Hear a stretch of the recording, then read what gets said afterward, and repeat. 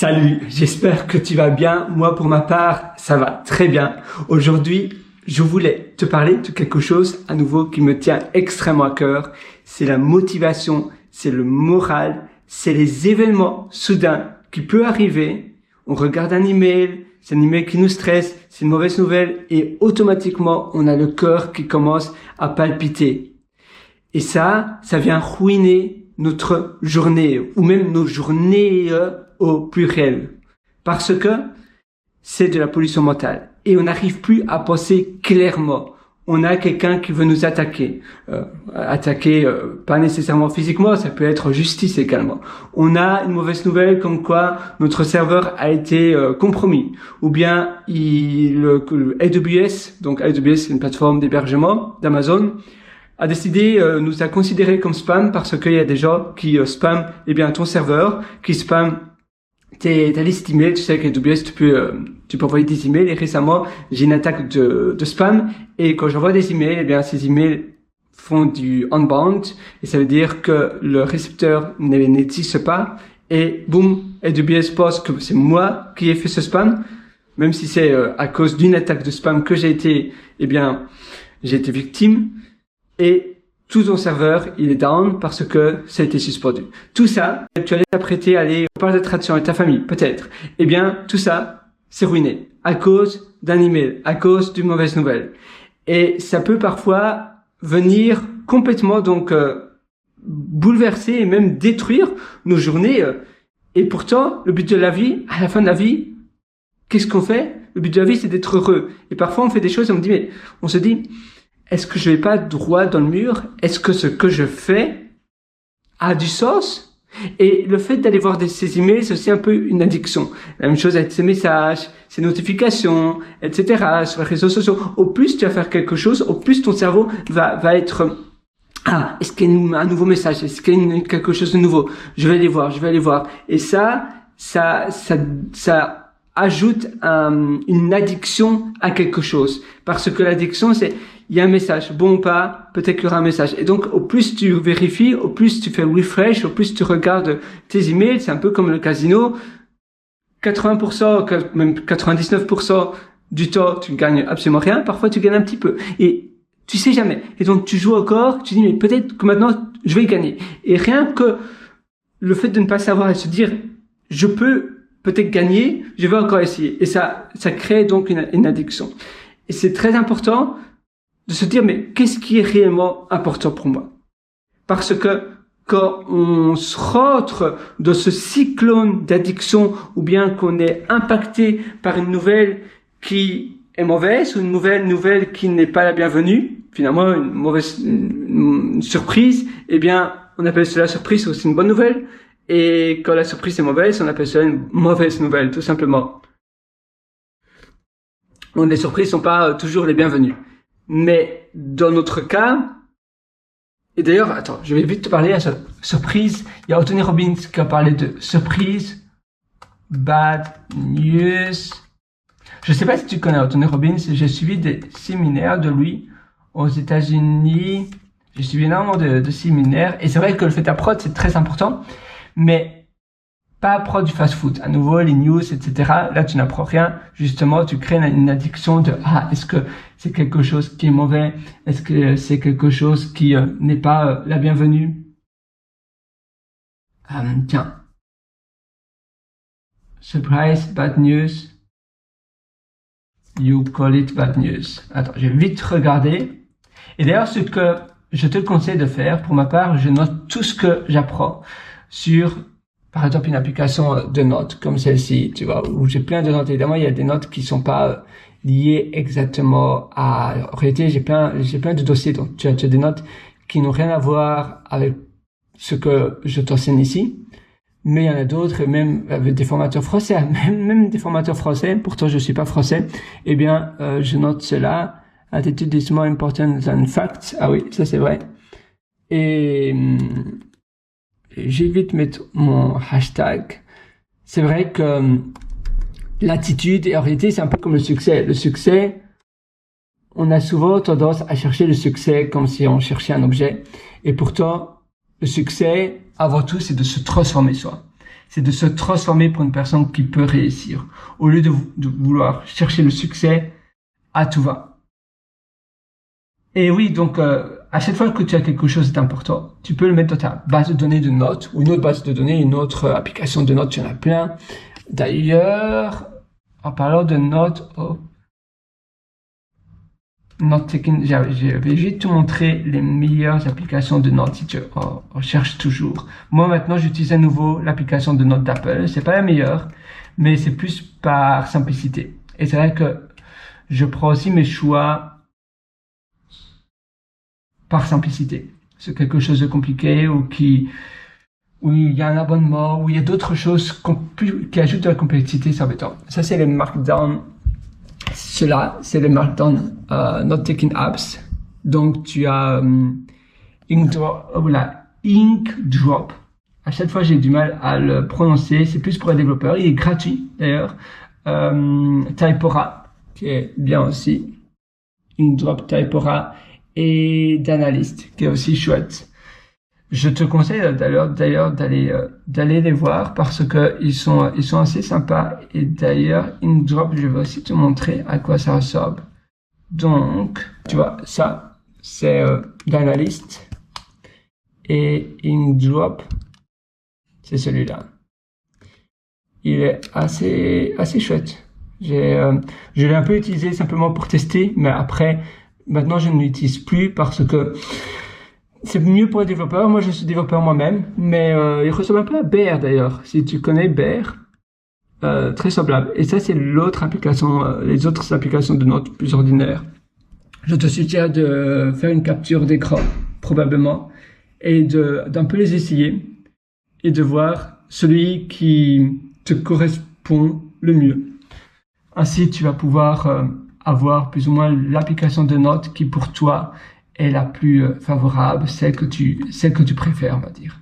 Parce que sinon, c'est facile de rentrer dans un cycle un peu vicieux. Tu essayes tout, mais finalement, on choisit une application de notes plus par mode qu'autre chose. Et en réalité, ce que tu devrais faire, c'est choisir ton application de notes, pas parce que tout le monde utilise, mais parce que c'est la meilleure pour toi. Et chaque usage est différent. Et il y a des applications de notes qui vont être très bien, mais complexes. À nouveau, j'utilise des produits Apple. J'ai pas envie d'encore acheter un nouvel abonnement et passer à cela. Et si après, ces développeurs tiers ne maintiennent plus l'application, donc parfois tu n'as plus de maintenance. Ils ne font plus rien pendant des années et après c'est plus compatible avec les nouvelles versions de ton OS, de ton iOS pour ma part. C'est un problème. Avec Apple Notes, je sais que ça a continué à être mis à jour parce que c'est partie d'Apple. Bear, ça va être mis à jour. Maintenant, ils continuent à me mettre à jour, mais tu sais jamais dans le futur ce que ça sera. J'ai utilisé beaucoup d'applications et 10 ans plus tard, eh bien, il y a finalement peu de choses qui continuent à mettre à jour les applications. Même il y a longtemps, en 2012, 2014, 2015, même 2016, l'application Evernote était ultra populaire. Après, elle a été rachetée par une autre société et maintenant, c'est plus du tout ce que c'était. Et on sait pas, parfois, c'est simplement un rachat. Et un rachat ne veut pas nécessairement dire une bonne nouvelle. Et souvent, c'est plus une mauvaise nouvelle qu'une bonne nouvelle. Parce qu'ils vont plus se focaliser sur le profit que sur exactement la qualité et ce que l'utilisateur veut. Voilà, donc ça c'est pour les applications de notes. C'était un petit peu long, mais je pense que c'est utile aussi pour dégager la pollution mentale que l'on a, pour faire un peu le vide, un peu comme quand on tire la chasse des toilettes. Eh bien, voilà, on a tiré la chasse, et bien maintenant c'est propre. Eh bien, pour nos pensées, c'est pareil. Il faut faire la même chose. Je ne trouve pas encore ce que Tony Robbins disait d'ailleurs, mais c'était dans son livre Money. Il en parlait dans son premier chapitre, je pense. A bad news is negative news. Et je me souviens, dans son livre Money, il en parlait. Donc, si je mets pas de S à surprise. The answer might be surprise. Negative news. Good positive message is a sea of negative news. Right now, like the answer might be surprise. Yeah. Bon, et voilà, ça c'est vrai que on sait jamais en fait s'il y a quelque chose de bon ou de mauvais qui va nous arriver. Mais si on sait que regarder cet email le matin, par exemple, c'est un facteur de mauvaises nouvelles, eh bien, c'est alors qu'il faut éviter. Si on sait qu'il y a un risque, même 5%, même 2%, il faut d'abord faire les choses les plus importantes qui comptent pour toi le matin. Et puis après, tu te focalises sur le reste. Parce que sinon, tu risques de voir un email soit qui demande de l'attention, qui demande de l'énergie, et tout le plan de ta journée va être, complètement bisouillé, complètement différent à cause de ça. Et si un email peut te chambouler complètement l'organisation de tes journées, est-ce que ça en vaut la peine? Sincèrement, je ne le pense pas. Donc c'est vraiment, il faut se dire quel est le pros et le cons, c'est-à-dire quels sont les avantages et les inconvénients de le faire. Si je vois un email négatif, si je vois un email où plus rien ne fonctionne, d'accord, je peux directement mettre mon attention là, mon énergie, combien de temps ça prendra, peut-être 1 heure, peut-être 2 heures, est-ce que j'ai le temps de faire cela maintenant? Normalement, qu'est-ce que c'était de prévu que je devais faire ce matin? Autre chose, urgent, d'accord, c'est une chose, mais qu'est-ce qui est important maintenant pour moi? C'est une autre chose. Et se focaliser sur ce qui est important pour soi d'abord, c'est ça qui compte le plus. Et d'ailleurs, en parlant d'importance, j'en parlais aussi dans mon livre, Le succès n'est pas loin, si ça t'intéresse. Le succès n'est pas loin, c'est un livre que j'ai initialement publié en 2020, qui se trouve sur Amazon, mais j'ai fait tellement de mises à jour, j'aurais dû publier en réalité plusieurs nouveaux tomes. Donc, si ça t'intéresse, le livre est vraiment d'actualité, je le mets à jour très, même trop régulièrement. Et j'ai tout donné dans ce livre. Je veux dire, tout ce que j'aurais voulu avoir dans un livre. En réalité, parfois, on écrit un livre un peu par frustration, parce qu'on n'est jamais content des livres qu'on lit. Donc, on écrit le livre de ses rêves. Et je pense que ça, c'est la meilleure motivation. Ah, voilà, la liste des choses importantes et moins importantes. Je vais simplement agrandir un petit peu. Voilà. Donc, parfois, on dépense toute son énergie le matin dans des petites choses telles que le ménage, le rangement, faire des paiements, répondre à un ami, ou on n'aura plus d'énergie pour le restant de sa journée à cause de cela. Si on dépense son énergie à faire des petites choses comme cela, pour se focaliser intensément dans des tâches qui comptent vraiment à nos yeux. Et c'est pour cela, d'ailleurs, peut-être que je dois mettre sur des tâches, sur des tâches. Voilà. Donc, il faut être intransigeant sur ses priorités. Quelles sont mes priorités clés maintenant? Et savoir et visualiser même le déroulement de sa journée quand on se lève le matin, c'est un très bon exercice. Donc, urgent est différent de important. Ce qui est important pour vous n'est paradoxalement rarement urgent. Et ainsi de suite. Cela veut, en réalité, si tu connais, ça s'appuie sur la matrice d'Eisenhower, de Eisenhower. J'ai toujours du mal à prononcer ce nom de cette personne-là. Oui, en effet. Et je vais te montrer, voilà. Ça, c'est sa matrice, si ça t'intéresse. Donc, pour sa matrice, ce qui est important, c'est tout ce qui compte vraiment pour toi. Et rien que pour toi dans ta vie. Alors, ce qui est urgent, c'est les obligations. C'est, par exemple, payer des factures, etc. Nettoyer ta cuisine, répondre à un email qui est urgent. Même si ton hébergement ne fonctionne plus, que l'hébergement web, ton site, plus rien fonctionne, qu'est-ce que tu avais prévu aujourd'hui, maintenant, de faire? C'est d'abord ça. C'est pas pour 2 heures que maintenant, évidemment, tu as dormi, il y a déjà peut-être 7 heures qui se sont déjà écoulées. C'est pas pour 2 heures de plus que ton site ne répond pas. D'abord, fais la chose la plus importante, parce que sinon, tu vas jamais faire la chose la plus importante pour toi. Ça, c'est ultra important. Et comme je te disais, parce que sinon, tu vas jamais pouvoir t'occuper de ton investissement, de tes projets. C'est un peu comme par exemple, pour ma mère, elle a une activité qu'elle adore, mais elle doit toujours s'occuper de ses petits-enfants. Et il y aura toujours, ces petits-enfants seront toujours à la maison. Il y aura toujours une raison pour laquelle elle doit s'occuper ou garder ces petits-enfants.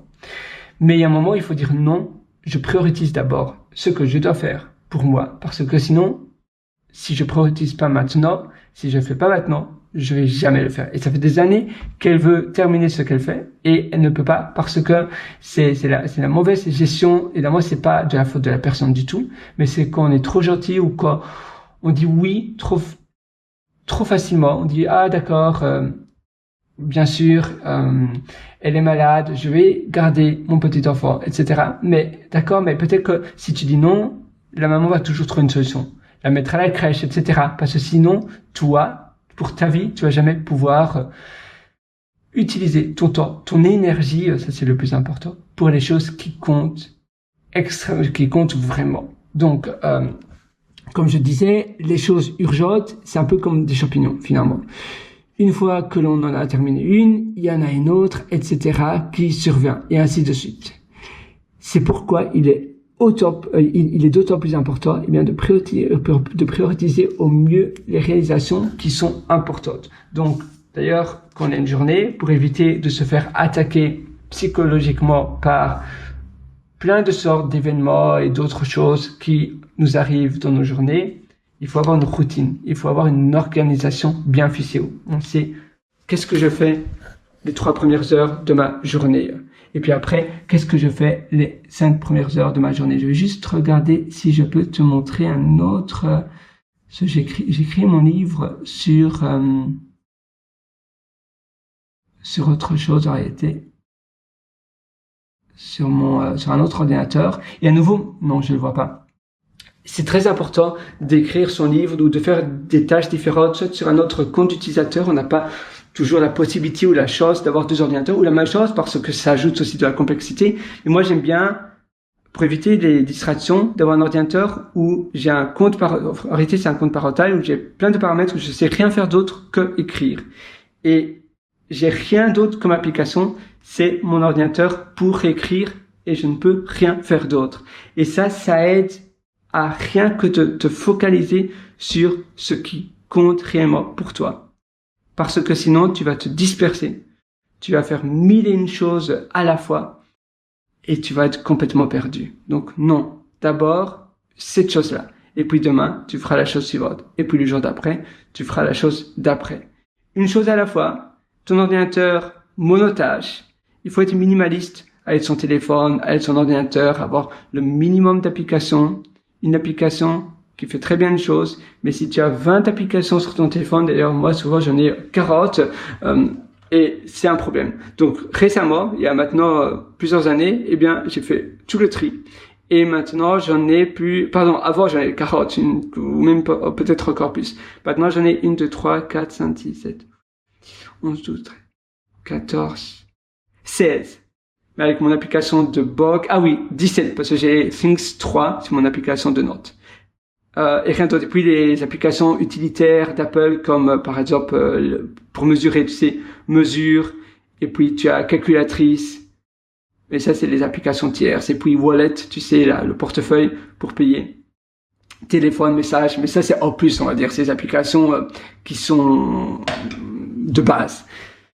Et en faisant cela, ça te permet de pas avoir 1001 applications et de toujours passer du temps à regarder quelles applications tu dois supprimer parce que tu n'as plus d'espace de stockage, parce que tu dois libérer de la place et on n'en sort plus en faisant cela. C'est la même chose, parfois tu lis quelque chose et puis tu ne pensais. Et au plus tu es distrait, au plus tu vas devenir distrait parce qu'au plus ça fera partie de toi et ton cerveau va créer des connexions rapides à être distrait et ça va presque être une deuxième nature pour toi. Je suis distrait, mais c'est moi. Puis après, tu vas même mettre une étiquette. Tu vas dire à tes amis, à tes proches, ah oui, mais bien sûr, tu sais bien comment je suis distrait. C'est pas de ma faute. Et donc, en disant cela, automatiquement, tu approuves et tu montres, tu affiches clairement que tu es une personne distraite. Ça, en faisant cela, ça va te mettre dans un gouffre vicieux où tu pourras plus difficilement en sortir parce que tu t'auto-identifies en tant qu'une personne distraite. Tu vas te dire, voilà, je suis distrait, ça c'est moi, c'est ma personnalité. Non, Ça ne devrait pas être ta personnalité. Tu n'es pas une personne distraite. Parce que chaque jour, c'est une nouvelle opportunité pour t'améliorer. Et si tu es distrait maintenant, c'est certainement pas de ta faute. C'est à cause des technologies qui veulent qu'on soit distrait. C'est à cause du flux d'informations constant et intempestant qui nous empêche de nous focaliser sur une seule chose. Et on a tellement tendance à tout le temps regarder ces messages, ces flux, ces informations, tout le temps. Comment veux-tu te concentrer sur une chose si tu vois toutes les personnes autour de toi qui sont tout le temps à faire la même chose? Parce que on est ce que les autres sont autour de nous. C'est-à-dire qu'on est la moyenne des 4-5 personnes que l'on côtoie le plus. Même si on les côtoie à distance, eh bien, ça impacte quand même notre vie. Et d'ailleurs, en parlant de cela, si pour toi c'est pas possible de côtoyer des personnes différentes pour l'une ou l'autre raison, tu peux toujours te baigner de personnes par le biais d'internet, virtuellement, des personnes qui sont ce que toi tu veux devenir, des personnes qui t'inspirent par le biais de vidéos, par le biais de biographies, de livres audio, de livres, de conférences. Et si tu te baignes, ne fût-ce que 2 heures, ça paraît beaucoup, mais dans les transports communs, en marchant, etc., si tu écoutes des conférences de ces personnes-là, c'est pas énorme. Et puis, tu lis une demi-heure de biographie, à chaque fois d'un livre, d'une personne qui, toi, waouh, t'inspire. Même si ne va pas t'apprendre beaucoup, au moins, tu vois son expérience, tu vois sa vie, et ça te permet de te baigner dans un cadre approprié. Même si tu as jamais rencontré ces personnes en vrai, parfois ces personnes-là ne font plus partie de, voilà, ils sont plus là, ils sont décédés, mais c'est pas grave parce que toi, tu lis leurs aventures, tu lis par où ils sont passés et tu te sens moins seul aussi. Si tu es entrepreneur, parfois on se sent seul parce que c'est pas le métier le plus répandu. Ou bien si tu fais un métier qui n'est pas répandu, ou pas trop répandu non plus.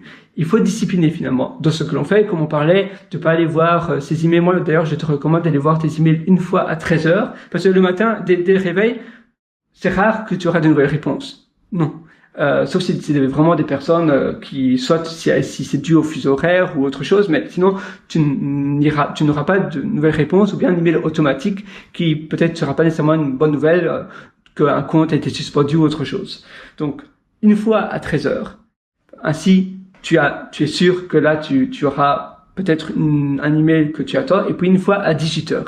Et pas après, parce que sinon c'est trop près de l'heure du coucher, et donc ça risque de perturber ton sommeil, ça risque de, voilà, la soirée, ça devrait être 100% relax, ça devrait être 100% détente. Et si c'est le matin, eh bien, ça va venir complètement chambouler ta matinée et ton organisation de la journée.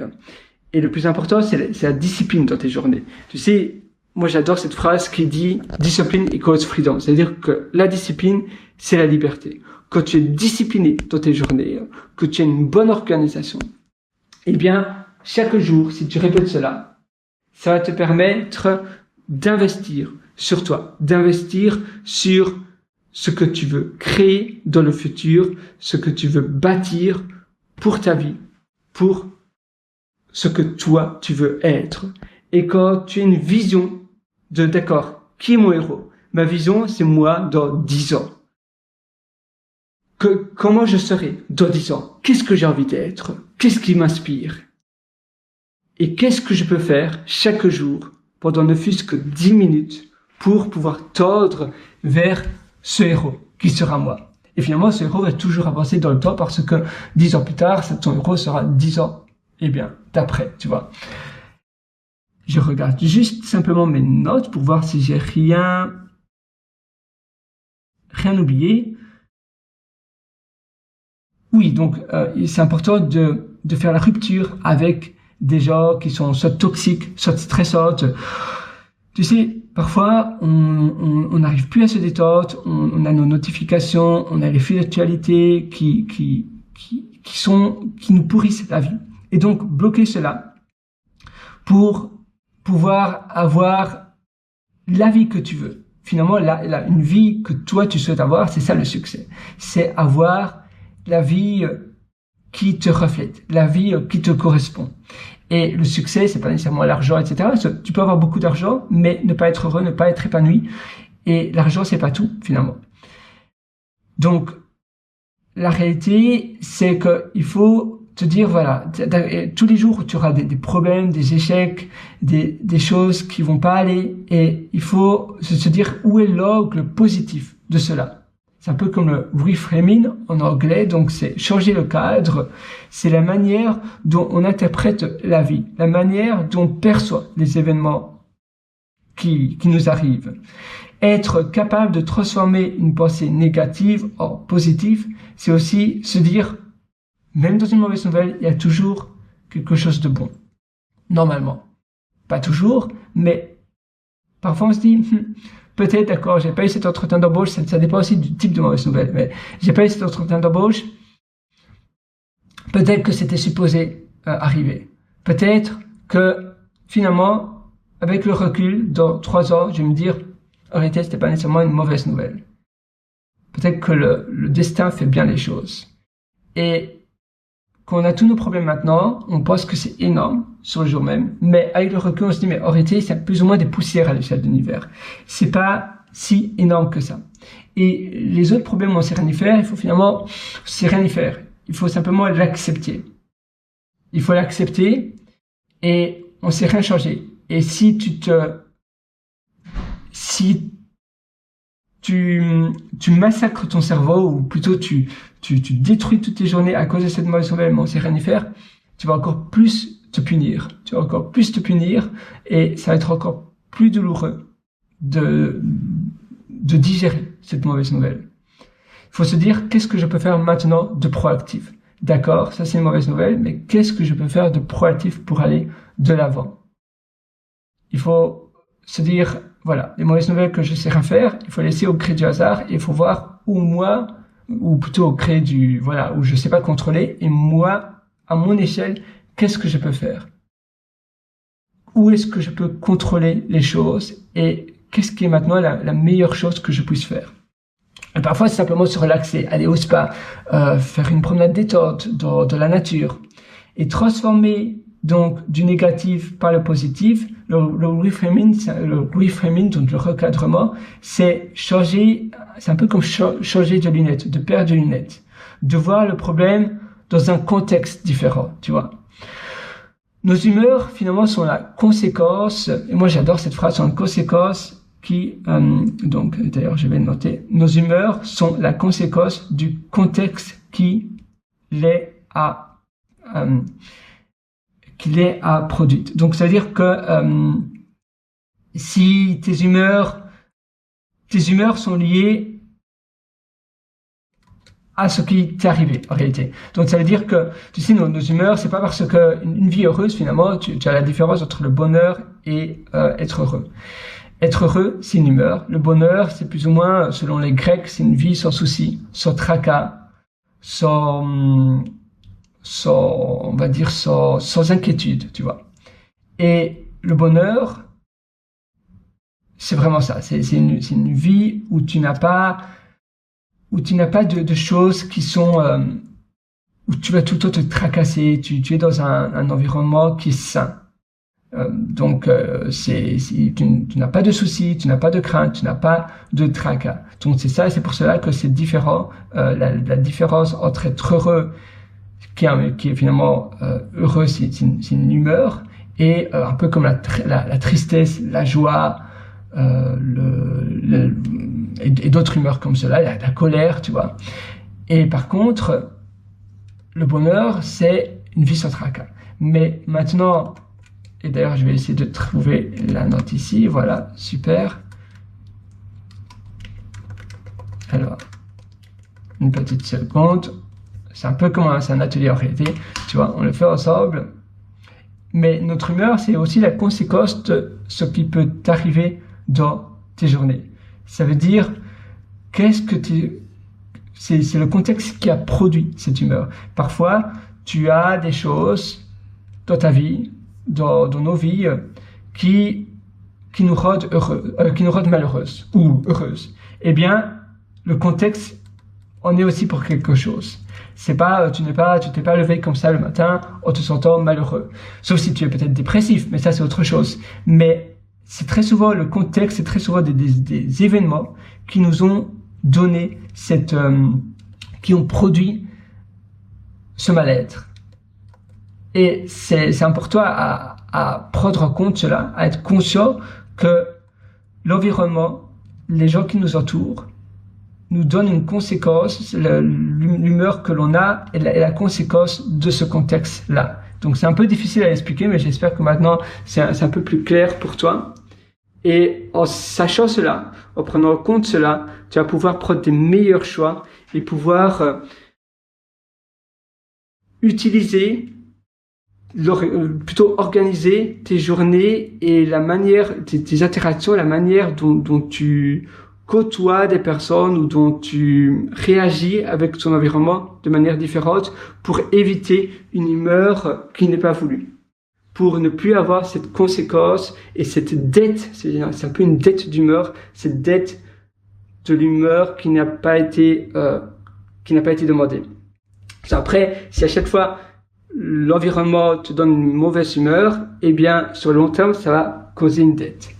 Et la toute dernière chose que je voulais te parler maintenant, à nouveau, cette formation, c'est vraiment un atelier. Donc, c'est pour ça que je fais aussi un peu de recherche sur la préparation que j'ai fait préalablement. C'est exactement comme si tu étais chez moi, ici, dans mon appartement, et on fait tout ça ensemble. Alors, que je regarde où se trouve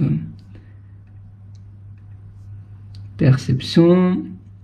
En changeant nos émotions et notre perception de notre vie, on peut changer et vivre dans la vie que l'on veut vivre en se reconditionnant. Et ça, c'est aussi un concept assez important. Mais c'est pas ce que je voulais. La perception, oui, c'est pas encore ce que je voulais te parler aujourd'hui. Recorder son produit en désir, non. C'est pas ça. La réalité, ah oui, la réalité n'est rien. Il y a des gens qui ont vécu des choses atroces et qui sont heureux et qui sont très optimistes parce qu'ils gèrent aussi leurs émotions de manière différente et leur perception, donc à nouveau leur perception, la manière dont ils réagissent aux événements donnés est différente. Et d'autres qui ont en réalité une belle vie sans soucis, sans tracas, et qui voient tout en noir, qui ne sont jamais heureux, et qui subissent finalement leur vie au lieu de prendre le contrôle au lieu de faire des actions sur ce qu'ils ont le contrôle dans leur vie, et d'agir dans leur vie, ils subissent leur vie, et disent « Oh, je peux pas faire ça à cause de ça. » Mais si, non, c'est pas parce qu'il y a une telle qui a fait ça, toi, tu peux changer aussi. Tu peux aller ailleurs, parfois on se donne des excuses pour pas changer. Et finalement, il y a que les fous qui s'attendent à avoir une vie différente en ne changeant absolument rien dans leur vie, en faisant ce qu'ils ont toujours fait, en répétant ce qu'ils ont toujours fait dans le passé. Eh bien, il faut pas s'attendre à avoir quelque chose de nouveau si tu répètes ce que tu as toujours fait dans ta vie. Donc, ils voient tout en noir et ils ne sont jamais heureux et ils pensent que la vie est horrible. Ce n'est ni l'environnement, même si, comme on l'a évoqué préalablement, le contexte, joue énormément, c'est vrai, le contexte, parce que le contexte va produire la conséquence de nos humeurs. Mais ici, ce n'est ni l'environnement, parce que tu peux toujours changer, tu vas pas dire voilà, c'est mon pays et je n'y peux rien. Non, c'est à toi à prendre, l'environnement est différent du contexte. Donc ce n'est pas toujours, mais dans ce contexte-ci, l'environnement est différent du contexte. Voilà. Ce n'est ni l'environnement, ni les événements de notre vie qui déterminent ce qui nous sommes aujourd'hui, ce que nous on est aujourd'hui et demain, mais la signification que on prête à ces événements donnés. En réalité, l'être humain, ne vit pas dans le réel. On voit seulement ce que l'on interprète de la vie, seulement la perception de la vie existe. La perception. Il faut se créer, finalement c'est un peu comme se créer un film dans notre vie. C'est un peu comme si on avait des lunettes, tu sais, des lunettes, quand j'étais enfant, j'avais des lunettes, je sais pas comment on appelle ces lunettes, les lunettes,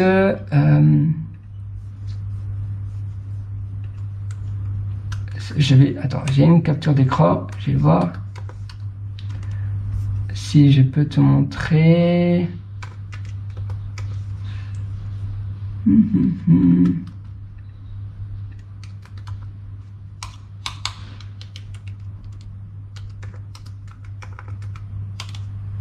Non, c'est pas là.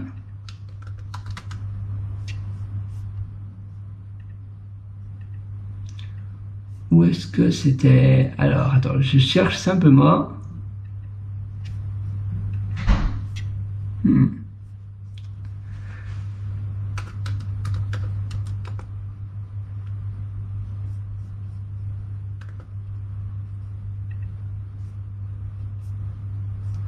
On y est presque. Attends, je cherche ma petite note. Si j'y arrive. Tu sais, c'est toujours qu'on veut chercher quelque chose que l'on ne trouve pas.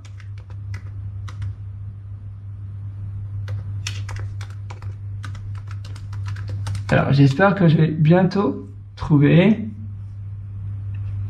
Ah, la marque, je pense que c'est Moulin Rôti que j'avais trouvé. Pour ma part, ce sont des visionneuses 3D. Des visionneuses 3D, un peu comme cela. J'en avais vu pas mal sur Moulin Rôti dans un magasin de jouets. Et c'est un peu comme ça en fait, la vie finalement. C'est un peu comme si tu avais des lunettes, des visionneuses 3D. Et c'est, oh là, mon internet est un peu lent. Tu vois, quand j'étais enfant, j'avais exactement cela. Et c'est exactement ça en fait. La vie, eh bien, c'est un peu comme si tu voyais ta vie à travers des lunettes comme ça. Tu as un film différent qui est propre à notre éducation, à notre vécu, à ce que l'on a subi, à plein de choses, à notre environnement, à notre culture, à la religion, à plein de facteurs. Et c'est pour ça qu'on a tous une perception différente. Donc, je continue. Donc, finalement, c'est notre intelligence inconsciente qui fournit l'idée finale. C'est celle qui a vraiment été, on va dire, l'intelligence inconsciente envoie des signaux et elle a toujours besoin également de se nourrir pour pouvoir attends, c'est assez difficile à expliquer. Donc en réalité, ton intelligence inconsciente, elle te fournit la chose finale, la perception finale. C'est celle qui t'est utile. Donc en avalant de l'information brute, eh bien, ton intelligence inconsciente se nourrit de ça, de tes souvenirs, de tes expériences, de tes émotions, comme on disait, de tes rêves. Et ce que tu vois est seulement donc le film dans notre tête de la traduction par la perception, par l'interprétation de la réalité. Donc, il faut arrêter, pour vivre une belle vie, finalement, il faut changer le film dans sa tête, de la manière dont on interprète les choses pour se rendre davantage heureux, davantage épanoui dans notre vie. Voilà. Ouf. J'espère que tu as plus ou moins compris cela. Finalement, c'est un sujet assez complexe, assez ardu. C'est pas le sujet le plus facile, mais qu'on comprend cela, qu'on est conscient que notre cerveau ne nous veut pas finalement nécessairement du bien, et c'est à nous à être le pilote de ce que on veut que notre cerveau nous on va dire nous traduise de bon ou de mauvais. Notre cerveau va digérer sa traduction des perceptions, et parfois ça peut complètement ruiner une vie ou des journées à cause d'une mauvaise nouvelle qui a été mal traduite. Donc, en te forçant à te dire qu'est-ce que je peux retirer de positif de cela et comment je peux être proactif, comment je peux aller à l'étape suivante, c'est ça qui peut t'aider le plus. Voilà, moi sur ce, je te souhaite une excellente journée du fond du cœur, remplie de succès, remplie de bonheur. Je vais peut-être faire une autre vidéo après qui va résumer tout l'ensemble. Parce que ici, il y a pas mal de choses à digérer. Ce que je te suggère de faire, c'est également de regarder à nouveau la vidéo, peut-être une fois prochaine, pour bien mémoriser cela, pour bien comprendre cela. Si tu veux, je vais aussi prendre tu peux prendre une capture d'écran de mes notes personnelles. Donc voilà, ici, et ainsi tu peux relire. Même si à nouveau ce sont des notes, donc c'est parfois la forme est un peu plus dure à comprendre, et c'est pour cela que j'ai eu un peu de mal à t'expliquer cela. Mais ma caméra n'est pas, évidemment, c'est un peu wide, donc tu as la lentille de ma caméra qui déforme un peu la note. Mais voilà, tu peux prendre une capture comme ça, ainsi tu peux relire après à ton aise. Et je te souhaite absolument d'aller de l'avant. Finalement, tu sais, on dit souvent que le chemin de la vie est agréable, on ne se demande même pas la destination finale. On profite simplement du chemin, du trajet. Et c'est ça finalement, une belle vie, c'est une vie où on se sent bien, où on se sent en harmonie avec son environnement pour pouvoir faire les réalisations que l'on va faire sans être impacté par les choses extérieures, les mauvaises nouvelles, les choses que l'on n'avait pas désirées. Et simplement de profiter pleinement de ce que toi, tu veux réaliser aujourd'hui. Et une journée à la fois. Demain est une autre chose. Nul ne sait le futur. Et c'est vrai qu'on a souvent peur de ce que l'on ne contrôle pas. On a souvent peur des choses que l'on ne connaît pas. Mais il faut être aujourd'hui, il faut avancer de cette manière-là, et il n'y a pas de meilleur moment pour réaliser des choses, pour passer à l'action. Il faut simplement réaliser ce que tu veux réaliser aujourd'hui et avoir une vision sur le long terme qui est forte et qui avance avec toi.